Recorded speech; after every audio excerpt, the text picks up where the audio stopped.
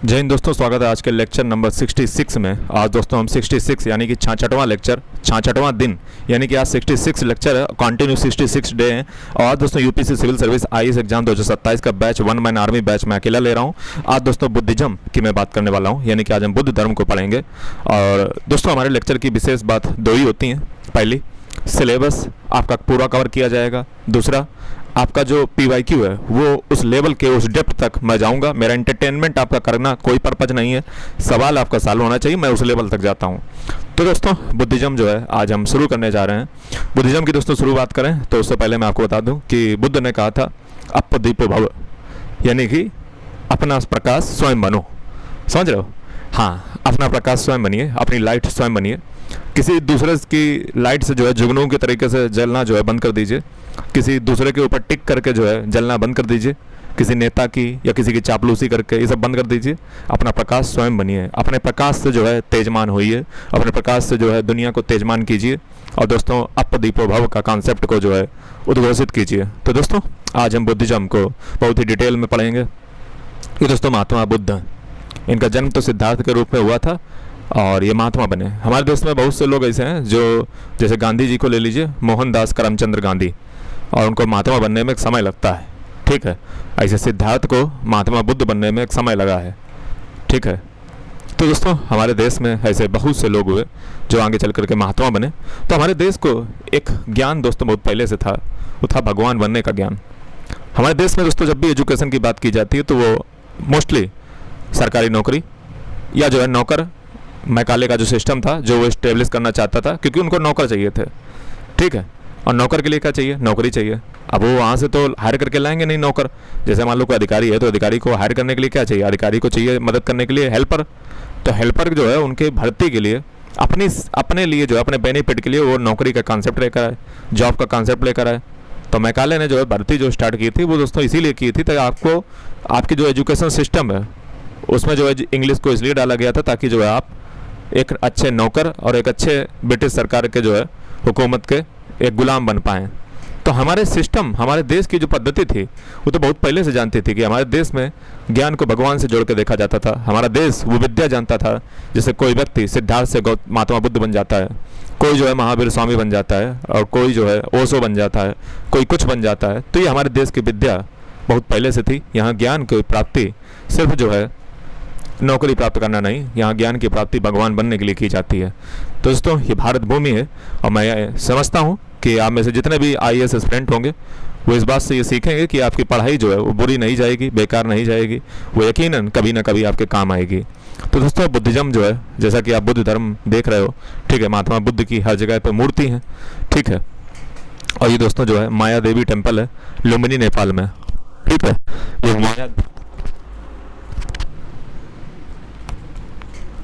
ये दोस्तों माया देवी टेम्पल है लुम्बिनी नेपाल में।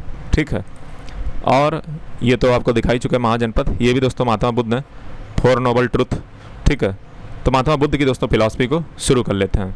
अब सवाल है कि सर ये बुद्धिज्म आखिर आया कहाँ पे था? दोस्तों बुद्धिज्म ये उसी समय आ गया था जब मैं बृहदर्थ वंश शुरू किया था ना। आपको याद होना चाहिए। आप दोस्तों 66 लेक्चर चल रहा है। मैं आपसे उम्मीद करता हूँ कि आप पिछले लेक्चर देख के आए होंगे। सोचिए 66 लेक्चर चल रहा है, आप कितना गोल करके आए हो। ठीक है, तो पहले उनको देख के आइए तो आपको बहुत आसानी समझ में आ जाएगा। जब मैंने बृहदर्थ वंश शुरू किया था ना 500 तरफ, ठीक है, तो उधर ही तरफ से जो है बुद्धिज्म जैनिज्म आ जाते हैं।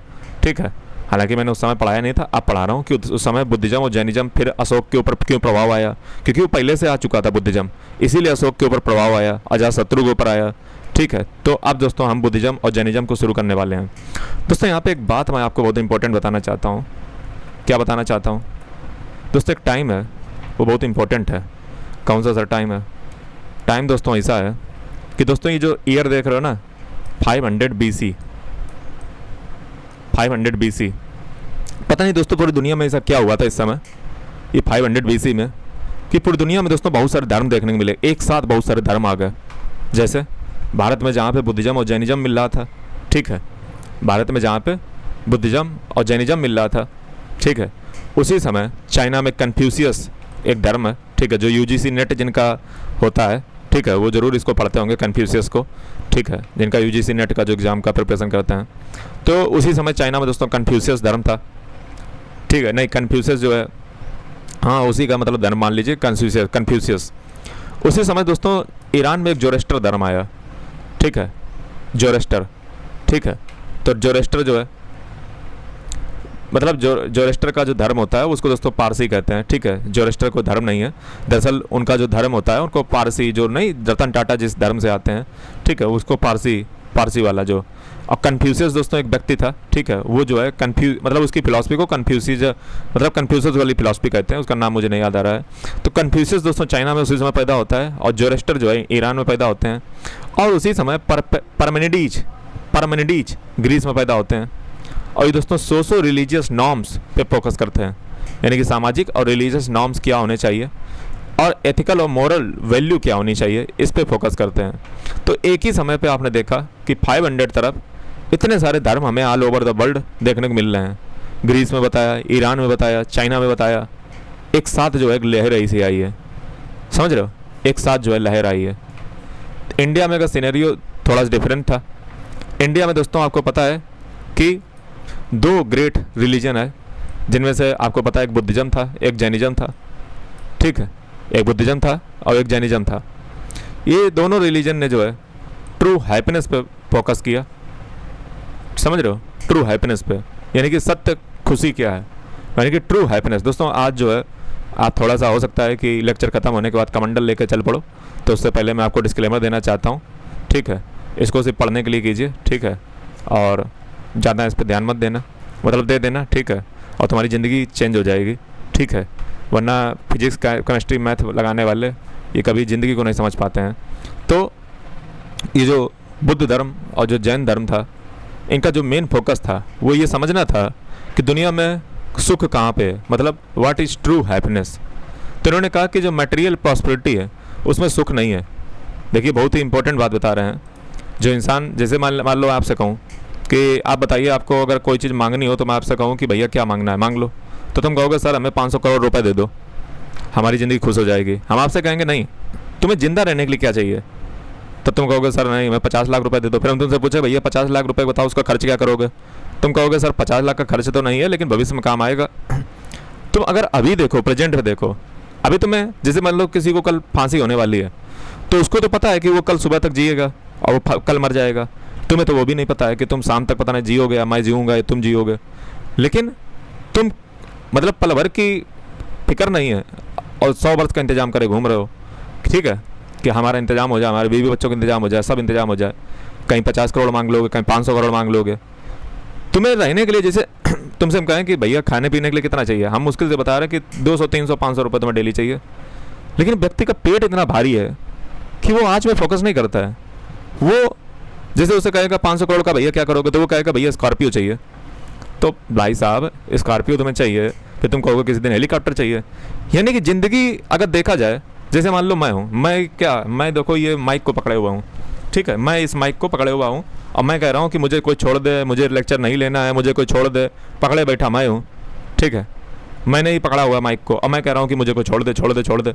ऐसे दोस्तों दुनिया भर में जो है, आप खुशी बहुत पहले से थे, आप जब जन्मे थे, जब जो है आप जन्म लिए थे तब आप खुशी ही थे। जैसे ही आप जन्म से जो है पेट से बाहर आते हो और जो है माया के जाल में आते हो, तो आप फंस जाते हो। आपको लगता है कि नहीं, सुख जो है स्कॉर्पियो में, सुख जो है एरोप्लेन में, सुख हेलीकॉप्टर में, सुख जो है किसी चीज़ के भोग करने में है। तो ये दोस्तों ये दुनिया में जो है माया जाल में आप फंस जाते हो। जब आप नहीं थे उससे पहले आप सुखी थे, मरने के बाद भी आप सुखी हो जाओगे, लेकिन बीच में जो है ये तो भांप रहा है, समझ रहे हो, जो तुम ये माया जाल में फंस चुके हो, जन्म और मृत्यु के बीच में जो फंस चुके हो, ये माया ने तुम्हें फांस रखा है, ये तुम्हें इल्यूजन ने फांस रखा है। किस बात का? कि तुम्हें मटेरियलिस्टिक प्रॉस्पेरिटी चाहिए। तुम एक सुख तुम्हारी पूर्ति होती है, तुम्हारा दूसरा तैयार हो जाता है। तो हमें ये बताओ, आज तक तुम जितनी उम्र आ गई है, तुम्हारी कब पेट भर गया है? कब तुमने चाहा नहीं कि मैं सुरबाला के गहने में गुथा जाऊँ? मतलब तुमने कब चाहा है कि अब हमारा ये आखिरी सुख है, इसके बाद मुझे कुछ नहीं चाहिए? कोई इंसान ऐसा नहीं दोस्तों दुनिया में जो ये कहे कि आज मेरा अंतिम सुख है, इसके बाद जो है मुझे कोई सुख नहीं चाहिए। हर व्यक्ति जो है एक सुख भोगने के बाद दूसरे सुख की लालसा करने लगता है, और वो मरता मरता मरता मरता अगर अंतिम सांस भी चल रही होती है तब भी वो सोचता है कि यार कुछ और मिल जाए। समझ रहे हो? जो ये उसका लालच है, कि ज़िंदगी भर उसी जन्म मरण के चक्कर में फंसा रहता है। और जैसा कि भगवान श्री कृष्ण गीता में कहते हैं कि जो तुम अंत में सोचोगे, जैसे मान लो मैं मर रहा हूँ और मैं ये सोचूं कि काश मेरे पास कार होती या कुछ भी होता, ठीक है, तो तुम फिर आज़ाद नहीं हो पाओगे। इस जन्म मरण के चक्कर से आज़ाद नहीं हो पाओगे और तुम इसी प्रकार से जो है मर जाओगे। फिर तुम्हारा जन्म होगा दोबारा और फिर तुम जो है एक नया जन्म लोगे, कुत्ता किसका, बिल्ली किस जन्म में जन्म लोगे, इसका कोई अता पता नहीं है। यानी कि तुम जो है खुद से फंसे हुए हो, तुम खुद से जो है फंस गए हो और तुम कह रहे हो कि तुम्हें आज़ाद होना है। आज़ाद तुम बहुत पहले से थे, आज़ाद तुम अभी भी हो, अभी सब छोड़ दो, सब आज़ाद हो जाओगे। ये तुमने क्या सब जो है फैमिली पकड़ रखा है, परिवार पकड़ रखा है, दुनिया का पकड़ रखा है। ड्रामा करो यहाँ पे क्या करना है, ड्रामा करना है, क्या करना है, नाटक करना है। डायरेक्टर कोई दूसरा बैठा हुआ है और तुम्हें सिर्फ क्या करना है, फिल्म सिर्फ बना रही है, समझ रहे हो। डायरेक्टर कोई दूसरा है, समझ रहे हो। तुम्हें यहाँ पे एक कलाकार का रोल मिला हुआ है। किस कलाकार का, जैसे मैं मान लूँ मैं टीचर हूँ तो मैं टीचर का रोल कर रहा हूँ। तुम बस ड्रामा अच्छा करो, जो यहाँ पे अच्छा ड्रामा करेगा वही सबसे बड़ा एक्टर ऑफ द ईयर का अवार्ड ले जाएगा। और गॉड जो है ना वो डायरेक्टर है और आपको क्या मिला है, आपको एक अभिनय मिला हुआ है, एक रोल मिला हुआ है। वो रोल हो सकता है पिता का मिला हो सकता है, पुत्र का मिला हो सकता है, कोई भी रोल मिला हो, बस उस रोल को प्ले करो। जो अच्छे से रोल को प्ले कर जाएगा वही दोस्तों मैन ऑफ द ईयर जो है बन जाएगा। तो आपको ज़्यादा किसी से मोह नहीं रखना है कि जो है ये तुम्हारा, ये पराया है, सब जाएंगे एक दिन। इस दुनिया में दोस्तों जो भी जन्म लेता है, जिस समय वो जन्म लिया था उस समय उसकी एक्सपायरी डेट भी निर्धारित हो गई थी। ऐसा कोई भी व्यक्ति इस दुनिया में नहीं है जो जन्म लिया हो मरे ना। तो जब सबको मरना है, तुम्हें भी मरना है, तो क्यों जो है उन चीज़ों से मोह कर रहे हो जो एक समय बाद छूट जाएंगी। सबसे बड़ा सुख जो है त्याग करने में है। छोड़ दो, सब छोड़ दो। तुम सोच रहे हो कि तुम कुछ कर रहे हो, तुम कुछ नहीं कर रहे हो, सब हो रहा है। तुम सोच के देखो, तुम जहाँ जन्मे थे कि तुम्हारे हाथों में था, जिससे तुमने ब्राह्मण क्षत्रिय वैश्य शूद्र जो बनाया है, तुम्हारे हाथों में कुछ नहीं था। तुम महज एकमात्र तुक्का मात्र हो। तुम कहोगे नहीं सर ये मैंने एग्जाम मैंने पास किया, ये सब तुमने पास किया। हम फिर तुमसे कह रहे हैं ये महज एक तुक्का है, बहुत बड़ा तुक्का है, जिसमें लोग अभिमान में रहता है कि मैंने एग्जाम निकाला है। नहीं, तुमने नहीं निकाला है, ये एक बहुत बड़ा तुक्का है तुम्हारा, एक भाग्य है तुम्हारा, भाग्य है तुम्हारा। अच्छा, भाग्य कैसे बनता है सर? भाग्य बनता है आपकी मेहनत से और आपके जो कर्म होते हैं। अगर आपने अच्छे कर्म किए होंगे तो हो सकता है आपका भाग्य बहुत तेज हो, आप जो है जल्दी निकल जाओ। अगर आपने कर्म बुरे किए होंगे तो हो सकता है आप सालों साल मेहनत करते रहो, नहीं आपका होगा जा करके। तो दोस्तों भाग्य ही होता है। जैसे आपने मेहनत की, इसमें आपका कोई लेना देना नहीं है। मेहनत तो बहुत लोग करते हैं, आपसे हो सकता है ज़्यादा किसी ने मेहनत की हो सकता है कोई 5 सालों से लगा हो, 6 सालों लगा हो, क्या उसने मेहनत नहीं की है और आपने मेहनत की है? नहीं। आप एक अच्छे परिवार में जन्मे, आपने अच्छे टीचर से पढ़ा, आपको अच्छी बुकें मिल गई, ये सब आपकी जो है प्रिविलेज है। और हो सकता है जो दूर में गांव में बैठा हुआ व्यक्ति के पास अगर वो सारी प्रिविलेज नहीं है तो हो सकता है उसको ना बुना पाए कभी भी। तो अपने आप को सिर्फ एक ये देख कर रखना है कि तुम एक खिलौने हो, एक वीडियो गेम चल रहा है, उसमें मस्त तुम्हें एक करेक्टर मिला हुआ है। तो अपने आप पे ज़्यादा अहंकार नहीं करना है कि मैंने ये किया। तुम कुछ नहीं कर पाओगे, तुम्हारी इतनी औकात नहीं है कि तुम अपनी सांस को 10 मिनट रोक के रखो। जब तुम अपनी सांस नहीं रोक पा रहे हो तो तुम क्या लग रहा है, तुम सब कर रहे हो। मैं भी नहीं पढ़ा रहा हूँ, मुझे कोई पढ़वा रहा है, समझ रहे हो। तो मैं ये कहना चाहता हूँ, ये दिमाग से निकाल दो कि तुम कुछ कर रहे हो, और जिस दिन ये निकाल दोगे तुम आज़ाद हो जाओगे। क्योंकि दुख तभी होता है जब तुम्हें ये लगता है कि तुम कुछ कर रहे हो।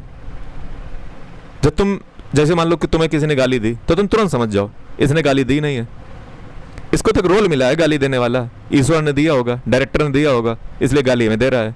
उसके अंदर जो शक्ति बैठी हुई है, जो पावर बैठी हुई है, जो इलेक्ट्रिसिटी बैठी हुई है, पावर तो वही है। इस दुनिया में अगर एक बात समझो, ये दुनिया दोनों चीज़ों से मिलकर बनी हुई है। कुछ इसमें विलन भी हैं, कुछ इसमें हीरो भी हैं, एक्टर भी हैं। तो अगर मान लो पिक्चर में विलन ना हो और सिर्फ हीरो हो तो मूवी मजा आएगा? नहीं आएगा। तो ईश्वर ने पूरी दुनिया में विलन और हीरो दोनों डाल रखे हैं, तब मज़ा आता है दुनिया में। जब एकदम दमदार विलन हो, दमदार हीरो हो, तब देखो पिक्चर में मज़ा आती है ना। यहाँ भी वही चल रहा है, तुम बस समझ नहीं पा रहे हो। तुम फालतू में लड़ पड़ते हो जा करके कि इसने हमें गाली दी, दिलवाई गई है, समझ रहे हो। वो देना नहीं चाह रहा था, उससे किसी ने दिलवाई है। क्यों दिलवाई है? ताकि तुम्हारे पाप कम हो सकें। तुम्हें तो बहुत सस्ते में निपटा दिया गया है। हो सकता है तुम्हारा पैर टूट जाता, हो सकता है तुम्हारा हाथ टूट जाता, हो सकता है तुम अंधे हो जाते, उसके चक्कर में तो सस्ते में निपटा दिया गया है। गाली से तुम्हारे पाप खत्म कर दिए गए हैं, और तुमने अगर उसको रिप्लाई किया तो नुकसान तुम्हारा ही है, और 10 बातें बनेंगी जा करके। आप बताइए, कभी आज तक तुमने कोई कांड ऐसा किया है जिसमें तुम बोले ना हो? कांड जब भी होता है बोलने से ही होता है। आप चुप रहे हो और आपको लगा हो कि आप चुप थे तो उससे कोई नुकसान हुआ हो, चुप रहने से बहुत कम नुकसान होते हैं इन कंपेरिजन टू बोलने से, इसलिए ज़्यादा हो सके तो चुप रहिए जब आपकी खासकर आलोचना हो रही हो। लेकिन जहाँ पे धर्म की बात है वहाँ पे चुप नहीं रहना है, वरना फिर जो है आप वही हासिल करोगे महाभारत वाला। वहाँ चुप नहीं होना है, जहाँ गलत हो वहाँ पे गलत को गलत कहना सीखिए। बात समझ आए? तो दोस्तों, बुद्धिज्म और जैनिज्म को स्टार्ट करने से पहले मैंने अगले 15 मिनट में जो है आपका समा बांध दिया है और आपको समझ आ चुका होगा, काफ़ी चीज़ें क्लियर हो चुकी होंगी। ठीक है, अभी मैंने बुद्धिज्म और जैनिज्म शुरू नहीं किया है, अभी मैंने जस्ट आपको कमंडल अब हाथ में पकड़ लें, बस इतना मैंने उद्देश्य दिया है। ठीक है, तो बुद्धिज्म और जैनिज्म कहते हैं कि ट्रू हैप्पीनेस मटेरियलिस्टिक प्रॉपर्टी में नहीं है। मटेरियलिस्टिक मतलब मैं जो हूँ ये बुक परचेज कर लूँ, ठीक है, मैंने कहा कि 10 बुक और हो जाएं, जैसे मेरे पास देखा होगा बहुत सारी बुकें हैं। ठीक है, तो ये मटेरियलिस्टिक प्रॉपर्टी मेरे साथ नहीं जाएगी। ठीक है, तो इतना लालच करना बंद कर देना चाहिए। ठीक है, तो मटेरियलिस्टिक प्रॉपर्टी के चक्कर में ना पड़ो। ठीक है, रिचुअल या परफॉर्मेंस के चक्कर में ना पड़ो। अगर कर्म कांड करने से ही सब कुछ होता, ये क्या कह रहे हैं कि मटेरियलिस्टिक प्रॉपर्टी के चक्कर में नहीं पड़ना है कि तुम टवेरा ले लो, टोयोटा ले लो, एरोप्लेन ले लो, ये सब नहीं पढ़ना है, ज़िंदगी में कभी पूरा नहीं पड़ेगा। दूसरा, रिचुअल या परफॉर्मेंस ना करो। तुम कर्म कांड कर रहे हो, सेक्रीफाइस कर रहे हो, तुम्हें लग रहा है कि नहीं इससे सब हो जाएगा, तो मैं एक बात बताओ, अगर कर्म कांड करने से ही सब कुछ होता तो इतना बड़ा बड़ा पैसा वाला लोग पड़ा हुआ है, समझ रहे हैं, जैसे अतीक अहमद ले लो, विकास दुबे ले लो, ये सब लोग मारे गए एनकाउंटर में। ठीक है, तो क्या इनके पास पैसे की कमी थी? या आजम खान जी का ले लीजिए। तो जितने भी लोग हैं, जितने भी जो है मतलब देश में जो बड़े बड़े लोग जो आज जेल में हैं या जिनका इनकाउंटर हो चुका है, हमें ये बताओ, क्या आपसे ज़्यादा उनके पास पैसा नहीं था? बिल्कुल पैसा था। अगर कर्मकांड करने से ही सब कुछ हो रहा होता तो फिर जो है सारी संपन्नता उन्हीं के पास हो जाती। इसलिए जो है बुद्धिज्म और जैनिज्म कह रहे हैं कि कर्मकांड ये सब बंद करो। इससे सिर्फ जो है एक वर्ग विशेष को फ़ायदा होता है, क्योंकि उसको दक्षिणा मिलती है, उसको सब चीज़ें मिलती हैं, तो उससे उसका बेनिफिट होता है, तुम्हारा कुछ नहीं होता है। ये सब एक बनी बनाई व्यवस्था बनाई गई है। ठीक है, और दोस्तों याद रखिएगा, मैं बुद्धिज्म पढ़ा और जैनिज्म पढ़ा रहा हूँ, इसीलिए जो है मैं ऐसी बातें बोल रहा हूँ, मेरा कुछ इसमें कंट्रीब्यूशन नहीं है। ठीक है, मैं जो लिखा है वही बता रहा हूँ। तो नॉन वायलेंस यानी कि अहिंसा परमो धर्म, यानी कि अहिंसा जो है, अहिंसा का जीवन जिए। अहिंसा का दोस्तों मतलब यहाँ पे पहले समझ लीजिए, कुछ लोग समझते हैं अहिंसा का मतलब सिर्फ मारने से होता है, नहीं। अहिंसा का मतलब होता है आप किसी को कटु वचन भी ना बोलें, आपको कोई गाली दे दे आप उससे मृदु वचन ही बोलें। खासकर जब आप बड़े हों तो आप जब बड़े पेड़ होते हैं ना, उनको झुक जाना चाहिए। जो पेड़ काफ़ी बड़े हों, जो विशाल पेड़ हों, उनको झुक जाना चाहिए, क्योंकि झुकने में ही जो उनका भलाई है। अगर आप जो है नॉन वायलेंस की राह पे ना चल के वायलेंस को अपनाओगे तो फिर वायलेंस की उत्पत्ति वायलेंस ही होती है। आप हिंसा कीजिए, हिंसा कल आपके ऊपर भी होगी। तो हमेशा नॉन वायलेंस से बड़ा हथियार कोई है ही नहीं। महात्मा गांधी जी जानते थे, उन्होंने ऐसा हथियार उठाया नॉन वायलेंस। कैसे हमें मारोगे? मार ही नहीं पाओगे, हम कुछ करेंगे नहीं, हम तो नॉन वायलेंस हैं, हम तो अहिंसा के पुजारी हैं। सोचिए देश में बड़े बड़े काम हुए हैं सिर्फ अहिंसा से। दे दी हमें आज़ादी बिना खड्ग बिना ढाल, साबरमती के संत तूने कर दिया कमाल, हैं कि इस देश में बड़े बड़े कांड। अब सीजेपी प्रोटेस्ट देख लीजिए, नॉन वायलेंस, कोई हथियार नहीं उठा, कुछ नहीं उठा और काम हो गया। यानी कि नॉन वायलेंस में कुछ तो दम है। Non violence totally based upon soul, आत्मा। हम अपनी आत्मा को जो है, आत्मा से आत्मा को जोड़ने की कोशिश करते हैं, आत्मा से आत्मा को आह्वान करते हैं कि मेरी बात को सुन लो। नॉन वायलेंस, कोई हिंसा नहीं, कोई अस्त्र नहीं। और जब मैं हिंसा की बात कर रहा हूँ तो 3 प्रकार की हिंसा, मनसा मन से, वाचा वाणी से, और कर्मणा कर्म से। इन तीनों से भी हिंसा आपको नहीं करनी है। किसी को कटु वचन भी नहीं बोलने हैं जो उसको बुरा लगे, वो भी हिंसा है। और किसी को मन से भी किसी के खिलाफ बुरा नहीं सोचना है, क्योंकि जो तुम सोचोगे वही तुम्हारे एक्शन में आ जाएगा बहुत जल्दी। आप किसी को डेली जो है कोसो कुछ ना कुछ, आप देख लेना आपके हाथों में वो आ जाएगी चीज़। इसे सोचना भी नहीं है। दिमाग दोस्तों वो जिन्न है आपका, जिसको आप जिस काम में लगा दो वो वही काम कर देगा, समझ रहे हो? तो ये दिमाग को ऐसी जगह बिंदाओ जहाँ पे वो जो है बिंदा रहे, क्योंकि खाली दिमाग शैतान का पास। आप दिमाग को खाली छोड़ोगे, दिमाग आपको पटकी मार देगा। ये जिन्न है, खतरनाक जिन्न है। इसको जो है आपको काम बताना है। अगर काम इसको नहीं बताया तो तुम्हें पलटकी मार देगा। ये दिमाग बड़ा खतरनाक है, इसको खाली नहीं छोड़ना है, इसको लगाए रहो, इसको बिंदाए रहो। चिल्ल नहीं करनी है, तो चिल्ल तुम्हारे साथ करवा देगा। तो नॉन वायलेंस दोस्तों पहली नीति है। जैनिज्म बुद्धिज्म की पहली नीति क्या है? Non violence. चैरिटी, चैरिटी का मतलब होता है दान। चैरिटी का मतलब क्या होता है? दान। जैसे बहुत से लोग कहते हैं कि सर मैं एकदम ब्रांडेड चीज़ पहनता हूँ और मैं ब्रांडेड चीज़ों को पहनना ही पसंद करता हूँ। ठीक है, कैसी चीज़ें पहनता हूँ? ब्रांडेड। दोस्तों, हाथों में घड़ी पहन लेना या कुछ भी पहन लेना, ये ब्रांड नहीं है, ये ब्रांड नहीं है। गले में सोने की चैन पहन लेना, आभूषण पहन लेना, ये ब्रांड नहीं है, ये ब्रांड थोड़ी ना है। फिर ब्रांड है क्या चीज़? ब्रांड दोस्तों ये है कि आपके हाथों का आभूषण, ज्वेलरी, घड़ी नहीं है, वॉच नहीं है, आपके हाथों का आभूषण है दान। हाँ, दान। कितना आप किसी को दे सकते हो, ये हाथों से दान होना चाहिए। ये है हाथों का अच्छा आभूषण। गले का आभूषण आपको वो सोने की चैन पहनना नहीं है, वहाँ से सत्य बोलना है। अगर आप सत्य बोलते हो तो आप ब्रांडेड चीज़ पहनते हो, समझ रहे हो? ये सिर्फ ढोंग करने से नहीं। ब्रांडेड चीज़ तो वो है, हाथों का आभूषण दान है। आप कितना दे सकते हो? चैरिटी कितनी कर सकते हो? इकट्ठा तो हर कोई कर रहा है और इकट्ठा फिर भी पूर्ति नहीं हो पा रही हो, फिर भी वो रो रहा है कि जो है और थोड़ा मिल जाए। कभी ज़िंदगी में पूरा नहीं पड़ेगा। दान कितना कर पा रहे हो? मेरे पास ज्ञान है तो मैं ज्ञान का दान कर रहा हूँ, 1 रुपये नहीं आपसे चार्ज करता हूँ। और आज 66 लेक्चर ले रहा हूँ, फुटी कौड़ी नहीं मिल रही है। किस मोटिवेशन से मैं डेली काम करता हूँ? यूट्यूब पे हमारी कोई ऐड नहीं आता है। ये आपको बहुत आसान लग रहा होगा, खुद करके देखो एक बार। 66 डे का मतलब पता कितना हुआ? डेली 1-1.5 घंटे बोलता हूँ, इमेजिन करो, समझ रहे हो? तो जो भी आपके पास है वो दान करें। जब आपके पास जो होता है उसको जब आप दान करते हो, किसी के काम में लगाते हो, तो ईश्वर फिर आपको और देता है कि इसको मैंने 5 रुपये दिए तो इसने जो है उसको काम में लगाया, इसने दूसरों की मदद की। अगर मान लो आपके पास शरीर हैवी है, अच्छा सा है, तो फिर इसका मतलब ये नहीं कि आप कमज़ोरों को जो है सताएं, समझ रहे हो? आप उसका उपयोग करें, आप किसी की मदद करें, आप किसी की रक्षा करें, तो इसका यूज ये है। यानी कि जो भी ईश्वर ने आपको दिया है आप उसका सदुपयोग करें, दुरुपयोग ना करें। और जब आपको जो चीज़ ईश्वर ने दी होती है, जैसे मुझे ज्ञान दिया है, तो अगर आप उसका उपयोग करते हो तो फिर अल्टीमेटली जो है ईश्वर आपसे खुश होता है। और ईश्वर आपसे कहता है कि आपने अगर हम आपको 5 रुपये दिए हैं और आप जो है इसको बहुत अच्छे जगह काम में लगाए हुए हो, तो फिर मालिक आपको और पैसे देता है कि लो यार तुम जो है और ले जाओ 150 रुपये, और ले जाओ 500 रुपये, और देता है। पहले देखा जाता है कि आप जो हमने जितना तुम्हें दिया, अब जैसे मान लो तुम्हें ईश्वर ने 5 करोड़ रुपए दिए और तुमने अपने काम में लगा दिए, तो ईश्वर ने इसलिए थोड़ा ना दिए थे कि तुम अपने काम में लगा दो। हमने दिए थे तुम्हें ताकि तुम समाज में भी कुछ लगाओ, तुमने अपने ऊपर खर्च कर लिए, तो ईश्वर समझ जाता है कि तो लालची आदमी, अपने मतलब का आदमी है, इसको बेकार हमने दे दिया, तो आपसे वो छीन लेगा एक समय के बाद और आपकी शोहरत और दौलत सब मिट्टी में मिल जाएगी। इसलिए जो भी आपके पास है उसे कोशिश कीजिए कि दूसरों का परोपकार करें। परोपकार से बड़ा कोई धर्म नहीं है। दूसरों की सेवा ही इस दुनिया की सबसे अच्छी सेवा है। दूसरों की सेवा करें और सर्विस जो दूसरों की है, मदर टेरेसा के शब्दों में कहा जाए, वो सबसे बेहतरीन सेवा है, सबसे अच्छा धर्म है, दूसरों की सेवा में लीन हो जाना। मदर टेरेसा जैसी महिला हमारे देश में जो है आती हैं और भारत के देवों की सेवा करती हैं। फिर दोस्तों फ्रूगैलिटी, फ्रूगैलिटी का मतलब क्या हुआ? फ्रूगैलिटी, इसका दोस्तों मतलब ये हुआ जा करके द क्वांटिटी नहीं quality of being economical with money और फूड।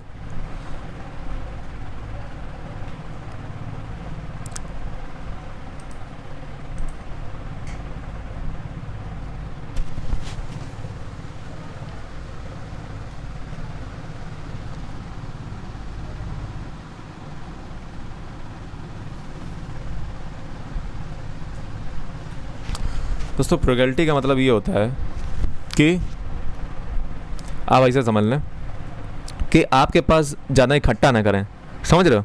ज़्यादा इकट्ठा ना करें और सिंपलिसिटी से रहें, समझ रहे हो? नहीं तो हमारे देश में क्या होता है कि बहुत से लोग भविष्य के लिए सोचता रहते हैं कि जो है 5 करोड़ और इकट्ठा कर लें, 10 करोड़ और, ज़िंदगी में पूरा नहीं पड़ेगा। हम तुम्हें 100 करोड़ दे दें ना, तब भी तुम कहोगे यार अंबानी से कंपटीशन अब करनी है, अडानी से करनी है। तो फिर सवाल ये है कि क्या सर ये फिर अडानी और अंबानी से कंपटीशन करना बंद कर दें? मैंने ऐसा नहीं कहा। आपका अगर आप कर सकते हैं तो करें, लेकिन ईमानदारी से करें, नुकसान ना किसी का हो उसमें, ठीक है? बस ये है शर्त।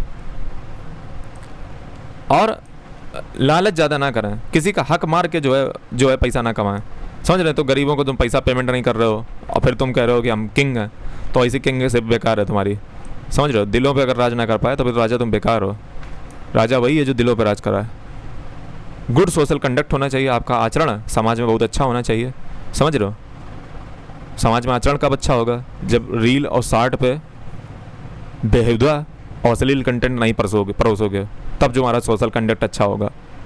वरना गिरा करके अपने आप को वायरल तो हो सकते हो, लेकिन उससे समाज में तुम्हारी कोई इज्जत नहीं बनेगी। समाज में तुम 4 लोगों के सामने खड़े नहीं हो पाओगे, समझ रहे हो। बाकी अगर पैसा ही कमाने आए थे तो वो जानवर भी जो है, जानवर और फिर में कोई फ़र्क नहीं रह गया। जानवर भी जो है उसको जानवर के तरीके से ट्रीट किया जाता है, आपको भी जानवर के तरीके से ट्रीट किया जाएगा। तो what is the difference between you and them. जानवर को अकल नहीं होती कि क्या काम करना है क्या काम नहीं करना है। आप सिर्फ चंद कुछ व्यूज और लाइक के लिए जो है इतना गंदा कंटेंट, अश्लील कंटेंट, लोगों को गुमराह करने वाला, उससे आपके चंद फॉलोवर और लाइक और व्यू बढ़ सकते हैं, बहुत आसानी बढ़ जाएंगे। क्योंकि हमारे देश की जो मैक्सिमम लोगों की जो मेंटल स्टेबिलिटी है ना, हो सकता है वो ये लेक्चर ना देख रहे हो तो उनकी मेंटल जो लेवल है वो बहुत गिरा तबका का है। इसीलिए देखिए ना हमारे देश में आज तक राजनीति में सुधार क्यों नहीं हो पाया, क्योंकि जनता ही ना पड़ा है, ये कारण है। जब जनता अपने वोट की कीमत नहीं जानती है तो फिर वो ऐसे लोगों को फॉलो करेगी। बिल्कुल हो सकता है, देखो इस लेक्चर में ज़्यादा व्यू नहीं आएंगे, इसीलिए नहीं आएंगे, हमें पता है। अब दोस्तों कारण क्या है इनके ओरिजिन के, ब्राह्मणिज्म जो बुद्धिज्म है और जैनिज्म के। तो दोस्तों रिकॉर्डिंग चल रही है ना, यस, आ जाओ बेटा। दोस्तों इनके ओरिजिन के पीछे कारण क्या था, जैसे जैनिज्म और बुद्धिज्म के पीछे कारण क्या है, ये क्यों उनका ओरिजिन हुआ। दोस्तों इसके पीछे कारण है क्षत्रियों का रिएक्शन अगेंस्ट डोमिनेशन ऑफ ब्राह्मण। दोस्तों याद करो लेटर वैदिक एज खत्म हुई है और ये धर्म ओरिजिन हो गया। मैं दोस्तों बात कब की कर रहा हूँ याद है, 500 BC की बात चल रही बेटा, 500 BC तरफ की, 500 से 600 या मान लो कुछ भी मान लो, 500 BC तरफ मान लो, मोटा मोटा 500 मान लो। इस समय दोस्तों ब्रैदरथ वंश चल रहा था, शुरू होने वाला था, ठीक है, ये तब की बात चल रही है। पिछले लेक्चर देख के आओ तो आपको और अच्छा समझ में आएगा। अभी जो है ब्रैदरथ वंश जो है शुरू होगा, फिर जब है, ठीक है। तो दोस्तों आपको पता है कि लेटर वैदिक एज में ब्राह्मणों ने बहुत एकदम दमचैया काटी थी, मार हर जगह पे जो है ब्राह्मणों का वर्चस्व चल रहा था, ठीक है। वैदिक सोसाइटी में अगर बात की जाए तो ब्राह्मण, क्षत्रिय, वैश्य, शूद्र, क्षत्रिय जो है रूलर क्लास थी, वॉरियर क्लास थी, लड़ने मारने काटने वाली क्लास थी,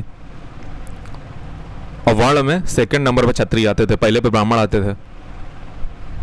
और ब्राह्मणों ने जो है रिचुअलिस्टिक डोमिनेशन कर रखा था ब्राह्मणों ने, ठीक है। तो ये प्रिविलेज एंजॉय करते थे प्रीस्टली क्लास के द्वारा, मतलब ये प्रीस्टली क्लास थी, ये गिफ्ट रिसीव करती थी और जो है इनको छूट मिलती थी टैक्स में, पनिशमेंट में छूट भी मिलती थी। छूट किस में मिलती थी, छूट मिलती थी टैक्स में, छूट इनको पनिशमेंट में मिलती थी कि ब्राह्मण ने अगर किया है तो सही ही किया होगा, अगर किसी को मार डाला है तो सही ही मारा होगा, ब्राह्मण तो गलत कर ही नहीं सकता है, ठीक है। तो इनको गिफ्ट मिलते थे दक्षिणा के बदले में। दक्षिणा मतलब जो यजमान जो है, यजमान जैसे उसको कहते हैं, जो है अपने घर में कुछ करवाता है तो उसको यजमान कहते हैं। तो वो जो है बदले में जो ब्राह्मण को देता है उसको हम गिफ्ट कहते हैं, ठीक है, या दक्षिणा कहते हैं, संस्कृत में दक्षिणा। और छूट इनको ब्राह्मणों को किसमें मिलती थी, तो टैक्स में छूट मिलती आती थी, पनिशमेंट थोड़ी सी कम मिलती थी क्योंकि सही ही किया होगा। तो ये दोस्तों बुद्ध और महावीर के लिए बहुत अनसरप्राइजिंग था, मतलब इनको एक अजीब टाइप की लगी कि यार ये क्या उनसी बात होती है कि मतलब जो है ब्राह्मणों का इतना ज़्यादा डंका चल रहा है हैं, ब्राह्मणों ने अपने आप को एकदम अथॉरिटी बना के रख दिया है, ठीक है, और क्षत्रिय ब्राह्मण से नीचे हैं, ठीक है। तो क्षत्रियों के अंदर एकदम चुल्लू मची, हमारे अंदर चुल्लू मची, ठीक है।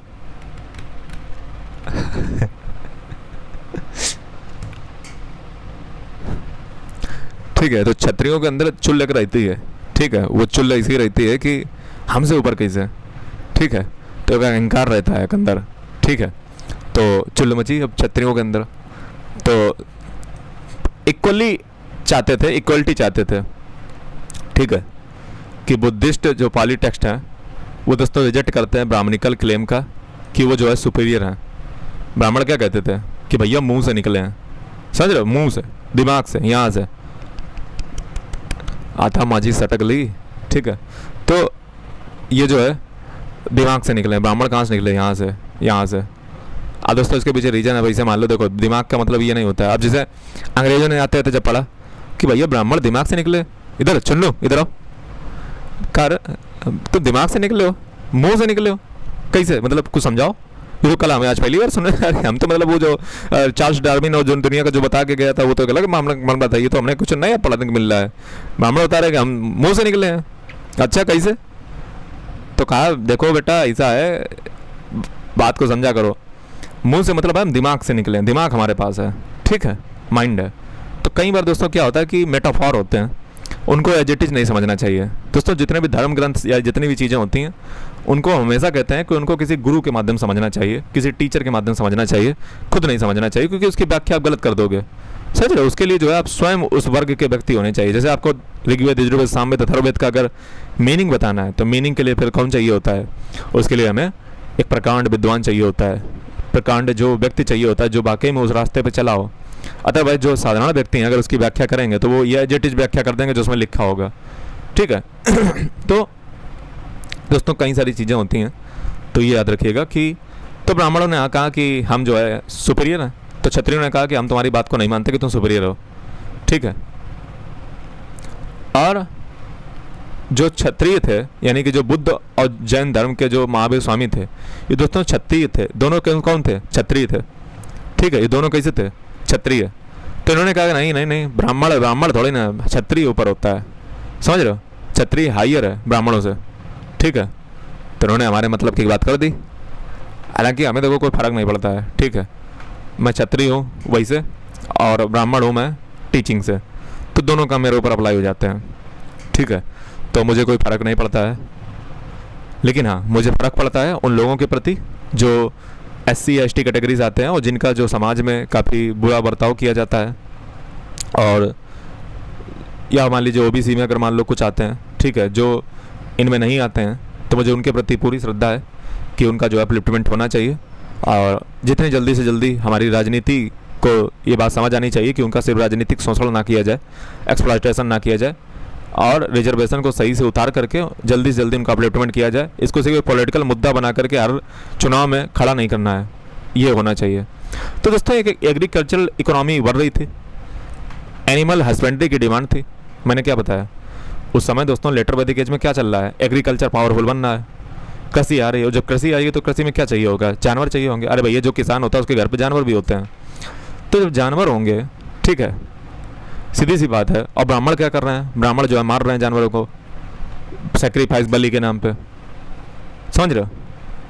बलि के नाम पर उनको मारा जा रहा है जानवरों को।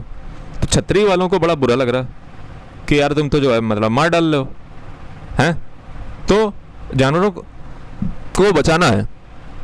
समझ रहे हो?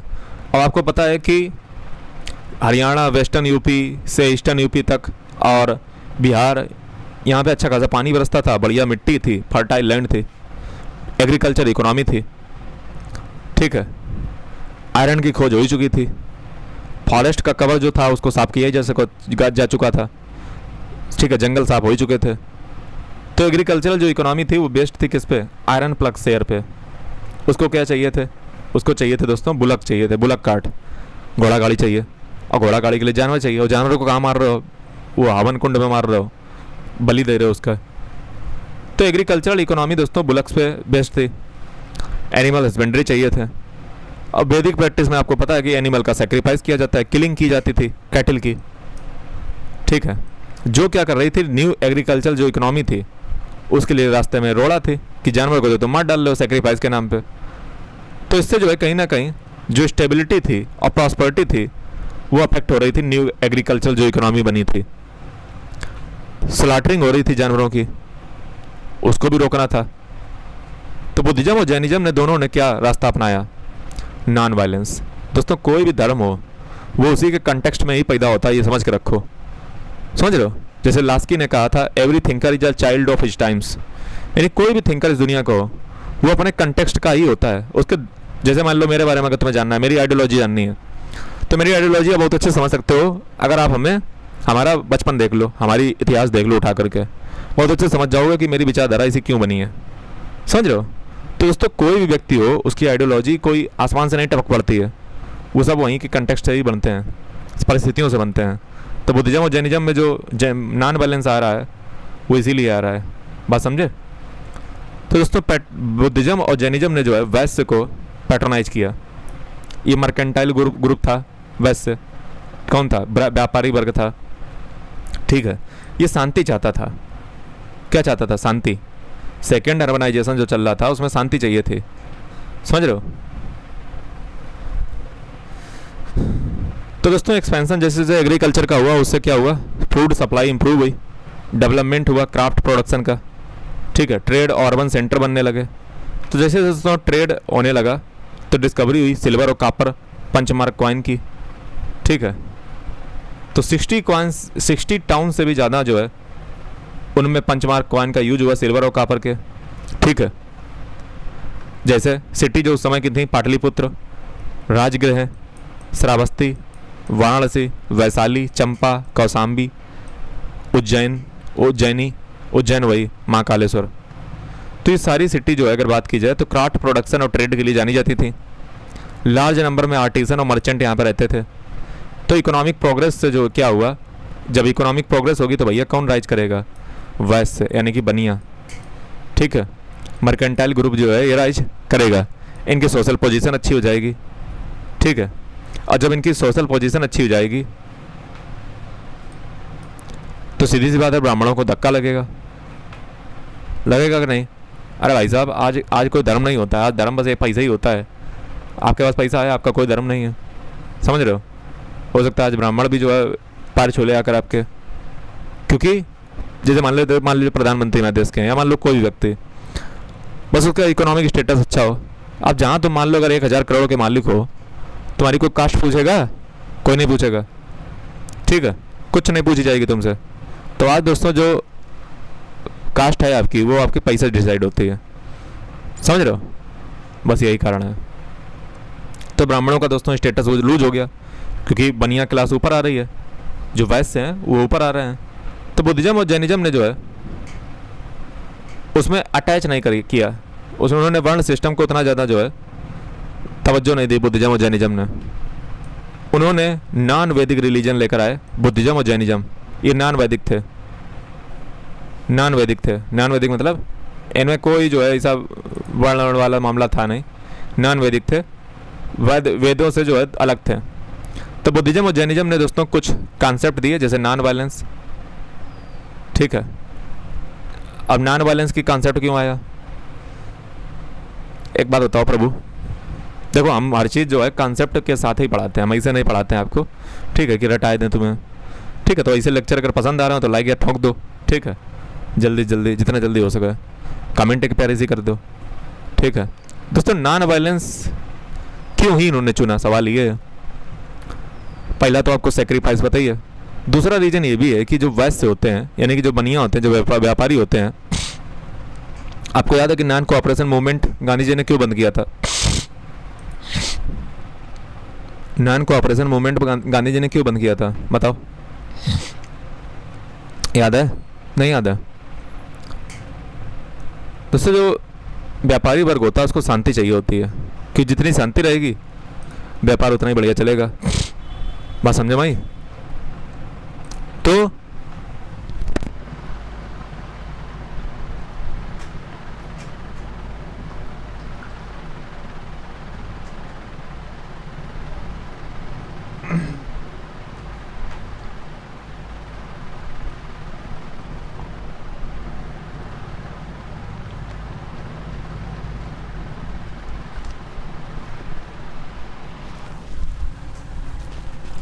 तो इन्होंने जो है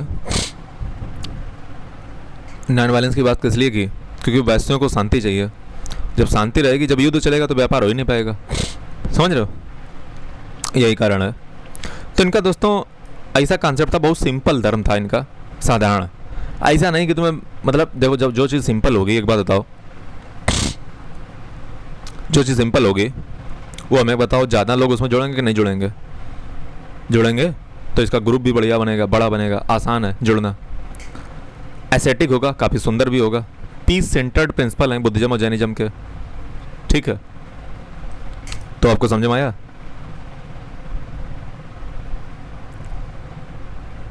तो इम्प्रूवमेंट होता है एग्रीकल्चर और डेवलपमेंट में, ट्रेड, मनी, अर्बनाइजेशन, इनका सोसाइटी पे इम्पैक्ट पड़ता है।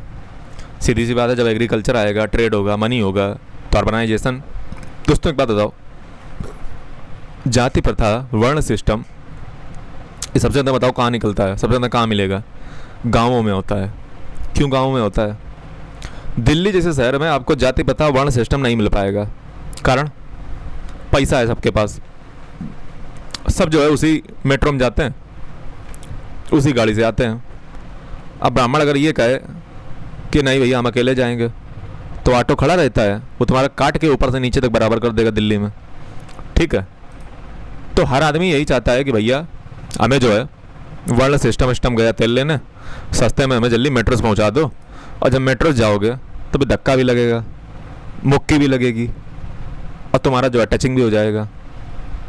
फिर तुम्हारा ब्राह्मण गिरी रह पाएगी, नहीं रह पाएगी, छतरी गिरी रह पाएगी, नहीं रह पाएगी। तो सब एक ही मिल गए, भाईचारा ऑन टॉप। तो ये दोस्तों जब डेवलपमेंट होगा, जब ट्रेड होगा, मनी होगा, अर्बनाइजेशन होगा, शहर बनेंगे, तो फिर ये कहीं ना कहीं नीचे रह जाएगा। ये जो जाति प्रथा छुआछूत सब भाड़ में जाएगी। कोई सोसाइटी में जाति प्रथा छुआछूत इसीलिए बन पाती है क्योंकि वो लोग या तो अनपढ़ हैं या उनके पास पैसा नहीं है, गरीबी है।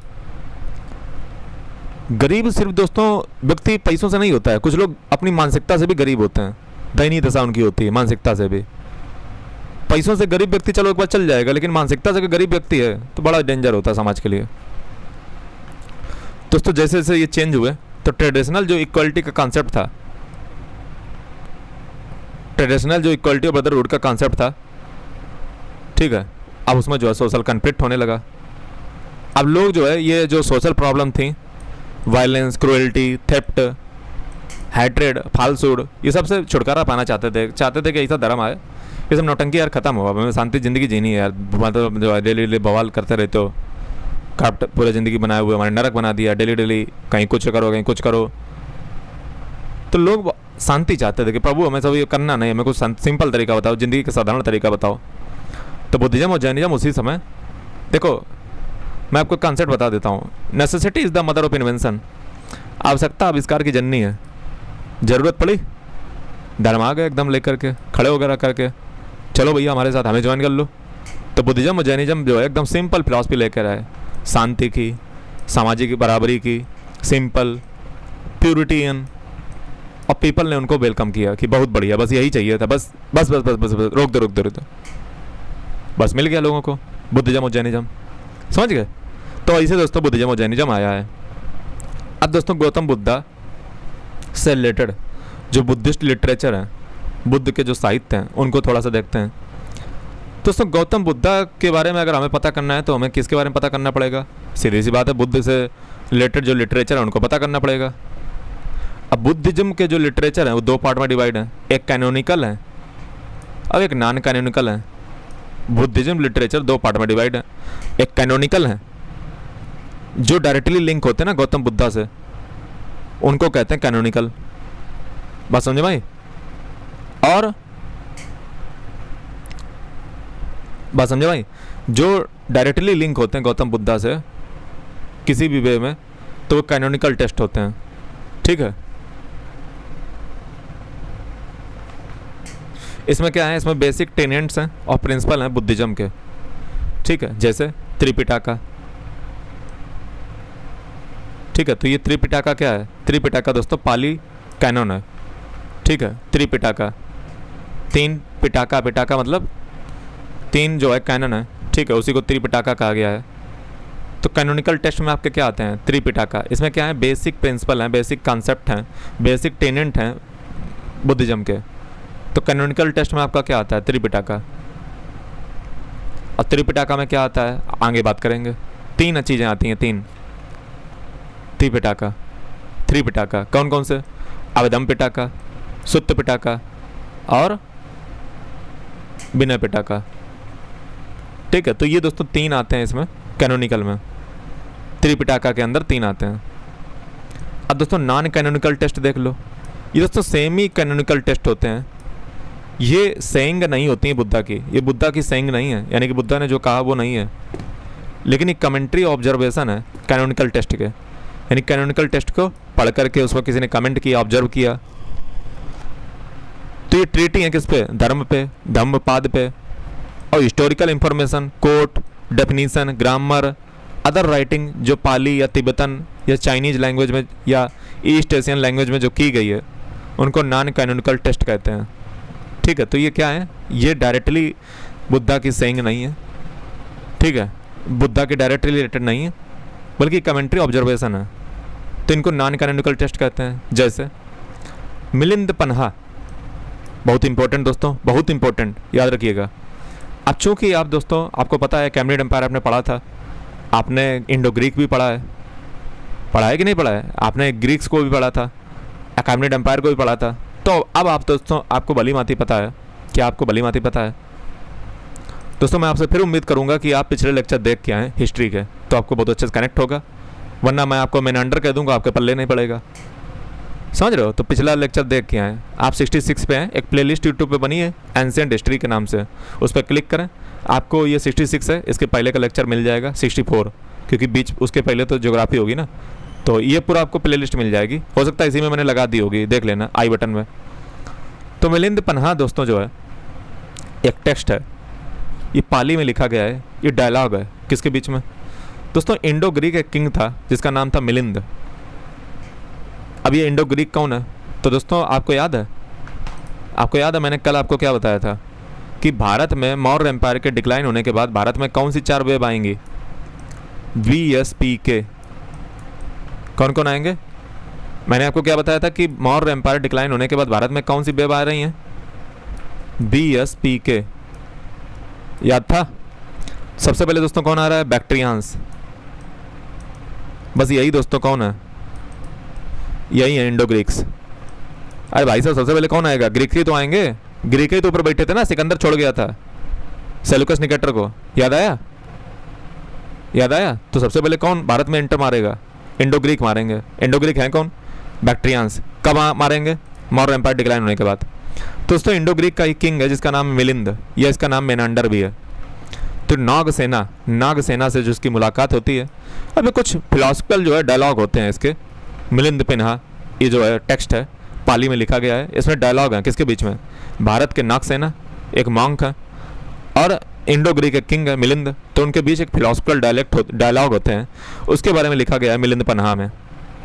फिर दूसरी दोस्तों टेक्स्ट है जिसका नाम है नेत्ति पकड़ना। ये दोस्तों बुक ऑफ गाइडेंस है, बुद्धा की जो टीचिंग है ना उनसे रिलेटेड जो है ये बुक है नेत्ति पकड़ना। तो दोस्तों ये बुक ऑफ गाइडेंस है बुद्धा की टीचिंग की। फिर दोस्तों विशुद्धि मग्गा, जैसा कि नाम है आपको पता चल रहा होगा, विशुद्धि मग्गा, अगर इसको शुद्ध हिंदी में कहा जाए तो विशुद्धि मार्ग, यानी कि पाथ टू प्योरिटी। विशुद्धि मग्गा दोस्तों किसने लिखी है, बुद्धा घोष ने लिखी है, बुद्ध घोष ने। ये दोस्तों प्योरिटी को लेकर के जो पार्थ होता है उससे डील करती है, यानी कि निब्बान या इनलाइटमेंट कैसे प्राप्त की जाए। दोस्तों एक तो हम लोग जन्म लेते हैं, तो हम लोग जिंदा नहीं जन्म लेते हैं दोस्तों। जैसे मैं आपको बताऊं तो मैंने अपने YouTube चैनल पे जो है एक पोस्ट डाली होगी, ठीक है। जब हम दोस्तों जन्म लेते हैं तो आपको पता है सिर्फ जन्म लेना पर्याप्त नहीं होता है, हम सब जन्म मरे हुए जन्म लेते हैं, समझ रहे हो, हम सब मरे हुए हैं, हम लोग भी जिंदा ही नहीं हैं। हम लोग अभी जिंदा होने का मतलब क्या होता है, जिंदा होने का दोस्तों मतलब होता है कि आपके ज्ञान के चक्षु खुल जाएं, आपको सत्य व असत्य का ज्ञान हो जाए कि सत्य कुछ है ही नहीं, जगत मिथ्या, समझ रहे हो, सत्य कुछ भी नहीं है। तुम जिसे जो है सत्य समझ रहे हो वो दरअसल एक झूठ है, एक माया का जो है जाल है जिसे तुम सत्य समझ रहे हो, समझ रहे हो। जैसे दोस्तों मैंने अपने YouTube चैनल पे कम्युनिटी में एक पोस्ट की थी बहुत समय पहले, उसको आपको पढ़ना चाहिए, ठीक है, बहुत अच्छी पोस्ट थी। ये पोस्ट थी दोस्तों, ये देखिए क्या लिखा हुआ है कि माया नाचती रही पर बुद्ध की आंखें कभी ना खुली, क्योंकि जो जाग चुका है उसे जगाना असंभव है। जागने का मतलब ये नहीं होता कि सिर्फ आपकी आंखें खुली हैं तो आप जाग रहे हो ना, हो सकता है कि आप दिमाग से अभी भी पैदल हो, अंधे हो, जैसे धृतराष्ट्र था, ठीक है, उसकी आंखें तो खुली थी लेकिन वो अंधा जो है दिमाग से भी था, वो आंखों से भी अंधा था और वैसे भी अंधा था। ये देखिए क्या लिखा है, माया नाचती रही पर बुद्ध की आंखें कभी ना खुली, क्योंकि जो जाग चुका है उसे जगाना असंभव है। जागना और सोना ये सिर्फ आपकी आंखों पे डिपेंड नहीं करता है कि आपकी आंखें खुली तो आप जाग रहे हो, नहीं, आप तब भी सोए हो सकते हो। अगर आपके पास अज्ञान है, अज्ञान का मतलब आपको सत्य पता ही नहीं है, ठीक है, आपने अगर पढ़ाई नहीं की है, आपको सत्य नहीं पता है, आपको दुनिया का सर्वमान्य सत्य का नहीं दिख रहा है, तो फिर आपकी पढ़ाई बेकार है, ठीक है। तो तुम जागते हुए भी सोए हुए हो, समझ रहे हो, उसी धृतराष्ट्र की भांति, उस रावण की भांति जो नहीं देख पा रहा है कि सामने कौन खड़ा है, समझ रहे हो। तो जागने का मतलब आंखें सिर्फ खोलना नहीं है, समझ रहे हो, ये चीज है, बात समझो भाई। तो बुद्ध की तरीके से जागना है। जागना किस चीज से है, जागना बहुत सारी चीजों से है। तुम्हें जानना है कि तुम नहीं हो, तुम जैसे ये मान रहे हो ये जो हाड़ मांस का पुतला है ये तुम नहीं हो, फिर तुम क्या हो, तुम क्या हो, तुम क्या ये हो जो तुम्हें ये दर्द हो रहा है, तुम्हारी जो आँखें हैं, हाथ हैं, ये तो सब चला जाएगा, ये तुम नहीं हो। यही तो जानना है कि तुम जैसे कह रहे हो कि तुम बैठे हुए तुम सब कर रहे हो, ये सब कुछ है ही नहीं। ये सब मोह है, ये सब माया है, ये सब मिथ्या है, झूठ है। ठीक है, आगे आ जाइए। तो बुद्ध घोष जो है वो एनलाइटमेंट की बात करते हैं कि प्योरिटी की ओर कैसे जाओगे। एनलाइटमेंट, बात समझ में आई दोस्तों? ये एनलाइटमेंट जो वर्ड है ना, यूपीएससी सिविल सर्विस एग्जाम 2026 का प्रीलिम्स का क्वेश्चन एनलाइटमेंट से ही है। यही सिर्फ बातें यही पता चलेंगे। क्या था क्वेश्चन? क्वेश्चन 2026 में क्या पूछा गया कि जहाँ पे कोई नहीं बैठा होता है उस जगह को क्या कहते हैं? जहाँ खाली स्पेस होता है उस जगह को किससे रिप्रेजेंट किया जाता है? दोस्तों अगर हमारे पिछले लेक्चर बहुत ईमानदारी से देखते आए होगे, बिना स्किप किए हुए, तो मैंने आपको बताया था एनलाइटमेंट भैया, एनलाइटमेंट। अभी भी बात करूँगा, अभी पहुँच जाऊँ वहाँ पर। दोस्तों निदान कथा, ये दोस्तों फर्स्ट कनेक्टेड लाइफ स्टोरी है बुद्धा से। तो बुद्धा से रिलेटेड पहली लाइफ स्टोरी कनेक्टेड कौन सी है? निदान कथा। फिर दोस्तों है दीपवामसा, महावामसा। दीपवामसा, महावामसा दोस्तों पाली में लिखी गई थी। ये मिथिकल अकाउंट है बुद्धा की लाइफ के। बुद्धिस्ट काउंसिल, अशोक के बारे में इसी में लिखा हुआ दीपवामसा, महावामसा। अब बुद्धिज्म श्रीलंका में कैसे पहुंचा? तो आपको पता है कि अशोक ने अपने महेंद्र और संघमित्रा पुत्र पुत्रियों को जो है श्रीलंका भेजा था। तो श्रीलंका में दोस्तों बुद्धिज्म जो है इसी पीछे देखने को मिलता है। आप क्लास 9th में जब जाते हो तो एक चैप्टर आप पढ़ते हो, याद आया? सिंगालीज वाला, लड़ाई हो वहाँ पे तमिल वाली, पढ़ते हो क्लास 9th में चैप्टर एनसीईआरटी में, सोशल साइंस में। बुद्धिज्म वहाँ पे ज़्यादा है श्रीलंका में। क्यों है? अशोक ने भेजे थे अपने पुत्र पुत्रियों को श्रीलंका में, इसलिए वहाँ पे बुद्धिज्म ज़्यादा है। महावस्तु, महावस्तु दोस्तों एक संस्कृत और पाली में लिखा गया है महावस्तु को। ये सैक्रेड बायोग्राफी है। किसकी? बुद्धा की। दोस्तों जब कोई संत की जो है, कोई महात्मा की जो है कोई बायोग्राफी लिखी जाती है तो उसको हैगियोग्राफी कहते हैं। क्या कहते हैं बेटा? हैगियोग्राफी। जब किसी संत या महात्मा की जो है, महात्मा की मान लीजिए जैसे महात्मा बुद्ध हैं, इनकी जब बायोग्राफी लिखी जाएगी तो उसको क्या कहेंगे? हैगियोग्राफी। ठीक है, तो महावस्तु वही है, एक हैगियोग्राफी है जो संस्कृत और प्राकृत में लिखी गई है। अब दोस्तों हम कैनन टेस्ट की बात करेंगे, यानी कि पाली की बात करेंगे, नहीं त्रिपिटका की बात करेंगे। अब दोस्तों त्रिपिटका क्या है? त्रिपिटका, अब देखिए त्रिपिटका क्या है। त्रिपिटका इंस्टाग्राम पे दोस्तों हमें फॉलो कर लेना, टेलीग्राम पे फॉलो कर लेना, बेनिफिट आप ही का है। ठीक है, त्रिपिटका दोस्तों मतलब क्या होता है? त्रिपिटका मतलब संस्कृत में त्रिपिटका कहा जाता है, पाली में त्रिपिटका कहा जाता है। त्रिपिटका ये दोस्तों 3 बास्केट है या कलेक्शन है। ठीक है, ये अर्लीस्ट कंपाइलेशन है बुद्धिस्ट टीचिंग का। ये लॉन्ग है, नैरो लीप्स है रिटन। तो बुद्धिस्ट मॉन्क जो है बुद्धा की टीचिंग को 3 बास्केट में डाल देते हैं। बुद्धिस्ट जो मॉन्क होते हैं बुद्धा की टीचिंग में कितने बास्केट में डाल दिए हैं? 3 बास्केट बनाए उन्होंने, 3 बास्केट में बुद्धा की टीचिंग को डाल दिया। ठीक है, एक है सुत्त पिटका, इसमें कन्वेंशनल टीचिंग है। सुत्त पिटका में कन्वेंशनल टीचिंग है। विनय पिटका में डिसिप्लिनरी कोड है। अभिधम पिटका में मोरल साइकोलॉजी है। तो सुत्त पिटका की बात की जाए तो ये सूत्र हैं, बास्केट ऑफ डिस्कोर्स है। इसमें बुद्धा की डिस्कोर्सेस हैं, डॉक्ट्रिन इशू हैं डायलॉग फॉर्म में। सुत्त पिटका ये कैनन टेस्ट में बता रहा हूँ, कैनोनिकल। तो बुद्धा के डिस्कोर्स और डॉक्ट्रिनल इशू डायलॉग फॉर्म में किसमें है? सुत्त पिटका में। इसको बुद्ध वचन भी कहते हैं, बुद्ध वचना, क्योंकि बुद्ध के वचन है, वर्ड्स ऑफ बुद्धा हैं। इसको दोस्तों सुत्त पिटका को ऐसा माना जाता है कि बुद्ध ने जो कहा था वही इसमें लिखा गया है। दोस्तों इसमें से अगर कुछ सूत्र को हटा दिया जाए तो इस टेक्स्ट को लगभग हर बुद्धिस्ट स्कूल एक्सेप्ट करता है। अब स्कूल क्या होते हैं? तो दोस्तों बुद्ध के अंदर भी बहुत सारी ब्रांच हैं। ठीक है, जैसे हिंदू धर्म में आपको पता है कि बहुत सारी ब्रांचें हैं हिंदुज़म में। ठीक है, वैसे क्या है कि बुद्धिस्ट में भी जो है बहुत सारे स्कूल हैं, स्कूल ऑफ थॉट हैं, उनके अलग अलग मानना है बुद्ध धर्म में। जैसे बात समझे भाई? जैसे एक होते धर्म, एक होता संप्रदाय, समझ रहे हो? तो धर्म हिंदू है, बाकी ये जो अलग अलग जो लोग हैं, ठीक है, तो वो संप्रदाय में आते हैं। धर्म हिंदू है। तो इसके स्कूल जो बहुत सारे बुद्धिस्ट के हैं, तो वो सब जो है सुत्त पिटाका को एक्सेप्ट करते हैं। कुछ सूत्र को भले ना एक्सेप्ट करें, कुछ को। तो इसमें दोस्तों बुद्ध की ओरिजिनल टीचिंग है, नहीं बुद्ध के वचन है डायलॉग फॉर्म में, डॉक्ट्रिनल इशू जितनी भी होती हैं, बुद्ध की डिस्कोर्स। दूसरा दोस्तों जो कैनोनिकल टेस्ट है उसका नाम क्या है? विनय पिटाका। ये क्या है? डिसिप्लिनरी बास्केट है। इसमें रूल हैं किसके लिए? मॉन्क के लिए, नन्स के लिए। नन मतलब महिलाएं जो मॉन्क होती हैं। बात समझे भाई? मैंने क्या बताया? विनय पिटाका में डिसिप्लिनरी कोड है, डिसिप्लिनरी कोड है, ठीक है। इसमें क्या है विनय पिटाका में? इसमें दोस्तों पतिमोखा है।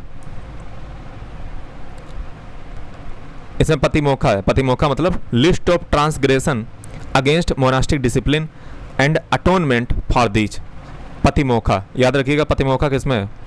विनय पिटाका में है।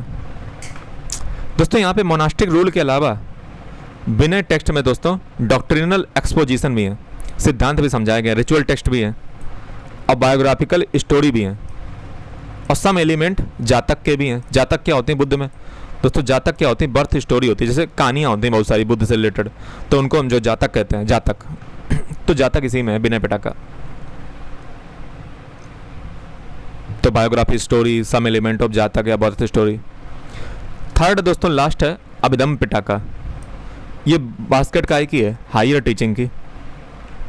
इसमें सिस्टमाइजेशन किया गया है टीचिंग्स को। जो सुत्त पिटाका की टीचिंग है ना, उनको सिस्टमाइजेशन किया गया है समरी के रूप में, क्वेश्चन के रूप में, आंसर के रूप में, लिस्ट के रूप में। बात समझे भाई? दोस्तों ये तुमको हमने 3 कैनोनिकल टेस्ट बताए, विनय पिटाका, सुत्त पिटाका, अभिधम पिटाका, ठीक है। ये दोस्तों बुद्धा से रिलेटेड है डायरेक्टली, ठीक है। तो 3 पिटाका आपने देखी। अब दोस्तों ये जो 3 पिटाका होती हैं इनको निकाय में बांटा जाता है। निकाय मतलब, निकाय का मतलब होता है बुक, ठीक है। जो 3 पिटाका है ना, इनको बुक में बांटा गया है। जैसे सुत्त पिटाका में दोस्तों 5 निकाय हैं, यानी कि 5 बुक हैं। सुत्त पिटाका में कितनी बुक हैं दोस्तों? इनको भी बांटा गया है। इसे सब अपनी डायरी में लिखते रहना।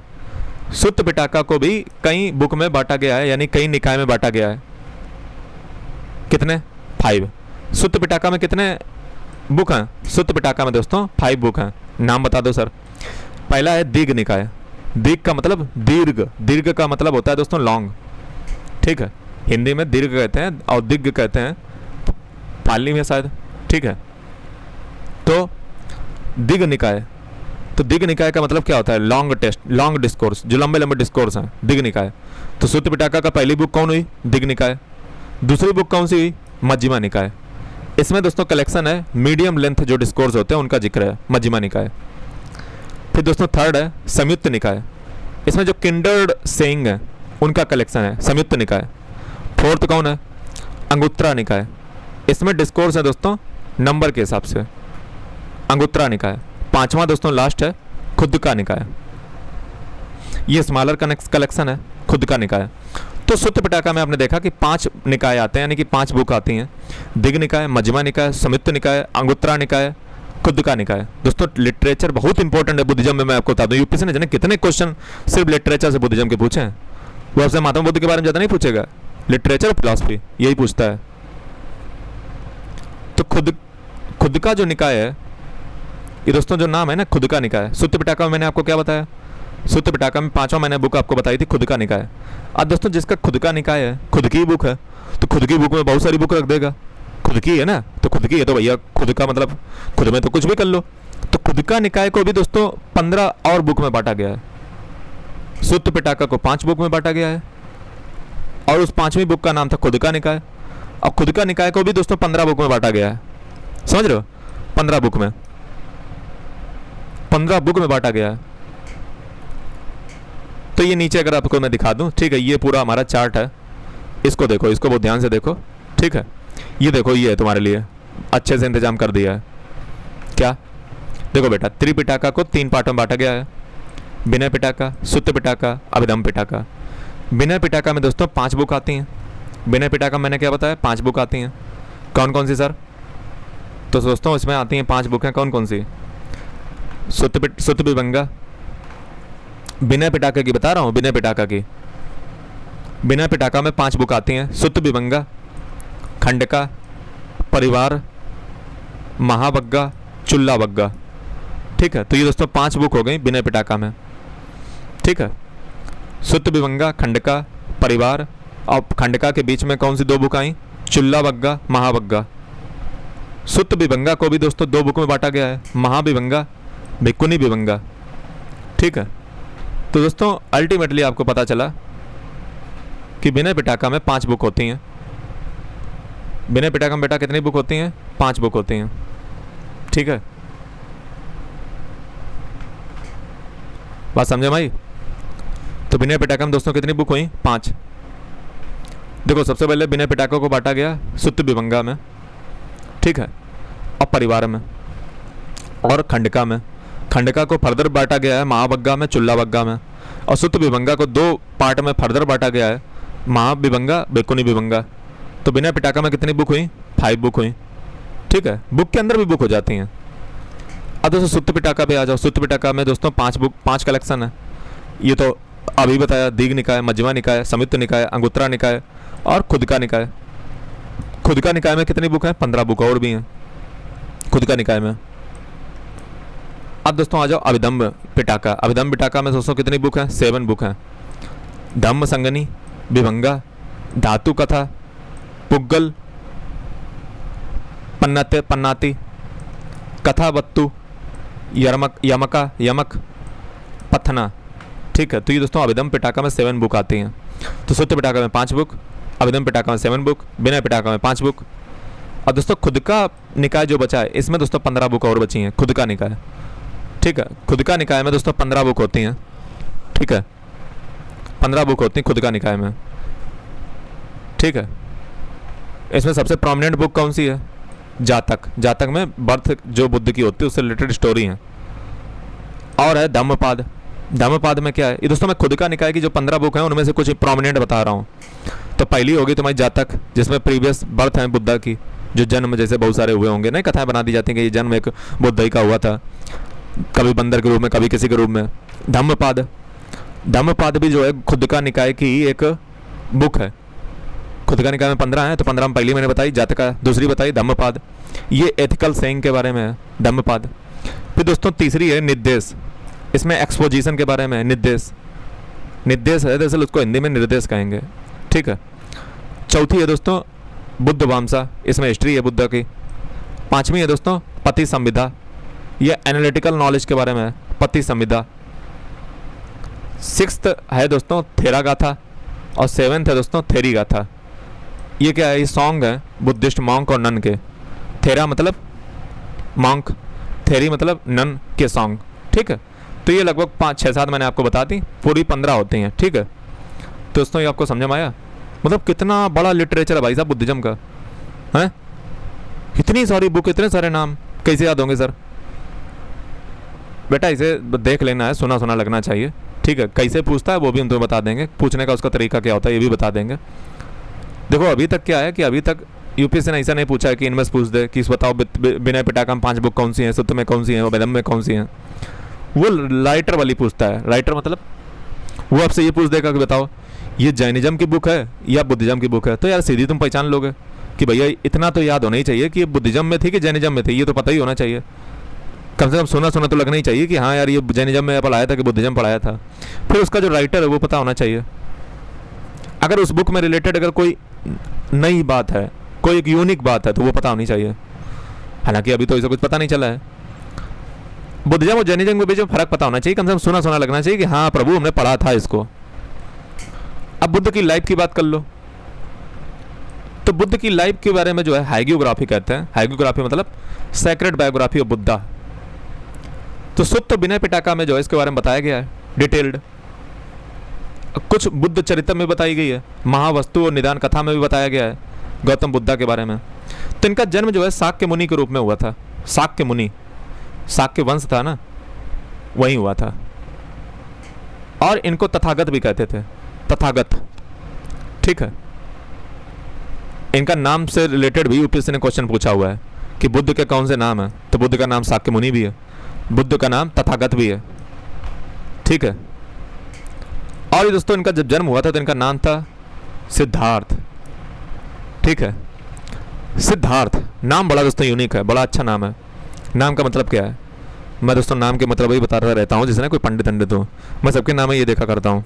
ठीक है, कि नाम में जो है तुम्हारा क्या नाम है, अच्छा अच्छा हाँ ये नाम है। तो दोस्तों सिद्धार्थ का मतलब होता है जो अपने अर्थ को सिद्ध कर ले, अपने अर्थ को सिद्ध कर ले। यानी कि तुम्हारी ज़िंदगी में होने का अर्थ क्या था, एग्जिस्टेंस का तुम्हारा अर्थ क्या था, तुम्हारा मीनिंग क्या था, तुम्हारी लाइफ का मीनिंग क्या है। जैसे मैं आपसे पूछूं, मैं इसे अकाउंट से बहुत से, मैं दरअसल 2019 से पढ़ा रहा हूँ और पढ़ रहा हूँ, तो मैंने बहुत से हज़ारों स्टूडेंट से बात किया हुआ है। तो उनका अक्सर ये सवाल रहता है कि सर मैं ये करूँ कि ये करूँ। तो मुझे बड़ा क्रोध आता है कि यार तुम 20 साल के हो गए, 21 साल के हो गए, तुम्हें भी यही नहीं ज़िंदगी में पता चला है कि तुम्हें करना क्या है। तुम्हें तो पता होना चाहिए कि हाँ 35 साल की उम्र में प्रधानमंत्री का इलेक्शन लड़ना है, या एमएलए का इलेक्शन लड़ना है, या एमपी का इलेक्शन लड़ना है, और तुम्हें यही नहीं पता है। तुम्हें पता ही नहीं कि प्राइम मिनिस्टर तुम्हें बनना है, या मान लो जो भी तुम्हें करना है, क्लियरिटी होनी चाहिए, क्लियरिटी ऑफ थॉट होना चाहिए। भैया पुलिस को फॉर्म डाल दें, भैया होमगार्ड का फॉर्म डाल दें, भैया आईएएस हम सोच रहे कि बाद में कर लेंगे, पहले जो है पहले कोई नौकरी कब्जा कर लें, भैया जेई कर लें, नीट का पढ़ लें, नहीं कर लें पापा कह रहे थे, नहीं नहीं नहीं वो फूफा कह रहे थे।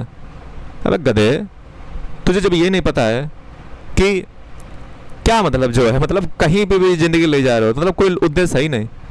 जैसे पैसे के लिए ही जी रहे थे, और किसके लिए पैसे के लिए जी रहे हो? अपनी खुशी की तेल लेना है। तुम किस काम के लिए बने हो? तुम तेंदुलकर हो, और तुम क्या कह रहे हो कि हम रेलवे में नौकरी करेंगे, हाउ तुम धोनी।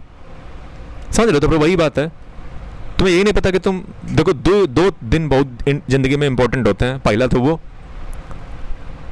तो वो जब जिस दिन आपका जन्म होता है, और दूसरा वो जिस दिन आपको ये पता चलता है कि आपका जन्म किस लिए हुआ है। यानी कि तुम अपने अर्थ को क्या सिद्ध करने के लिए पैदा हुए हो। वही नाम था दोस्तों सिद्धार्थ। और दोस्तों आज हम इतना ही कथा करते हैं, कल दोस्तों जो है इसके आगे कथा बढ़ाएंगे। ठीक है, और आज का लेक्चर यहीं पे, धन्यवाद, बाय।